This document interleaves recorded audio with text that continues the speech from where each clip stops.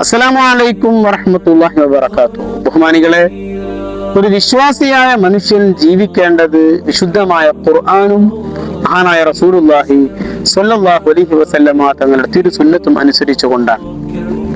ഇതായിരിക്കണം ഒരു മുഅ്മിനിന്റെ ഭരണഘടനയായി അവൻ സ്വീകരിക്കേണ്ടത്. വിശുദ്ധമായ ഖുർആൻ ഒരു മനുഷ്യനെ യഥാർത്ഥ വഴിയിലേക്ക് നടത്തുന്നു എന്ന് ഖുർആനിലൂടെ അല്ലാഹു പറയുന്നുണ്ട്. ഇന്ന ഹാദൽ ഖുർആന യഹ്ദി ലില്ലതി ഹിയ അഖ്വം. ഏതാണോ ശരിയായ വഴി, ആ വഴിയിലേക്ക് ഖുർആൻ ഒരാളെ നയിക്കുന്നു എന്നാണ് അതിന്റെ അർത്ഥം. ഖുർആനുമായി ജീവിതബന്ധം പുലർത്തുന്ന ആളുകൾക്കാണ് രണ്ട് ലോകത്തും മൂല്യമുള്ളത്.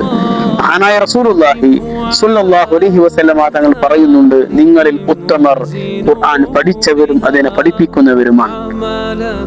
മഹാനായ നബി സ്വല്ലല്ലാഹു അലൈഹി വസല്ലമ തങ്ങൾ പറഞ്ഞു, ഞാൻ ഈ ലോകത്തുനിന്ന് വിടവാങ്ങുന്നത് രണ്ടു കാര്യങ്ങൾ നിങ്ങളിൽ ഇട്ടേച്ചുകൊണ്ടാണ്.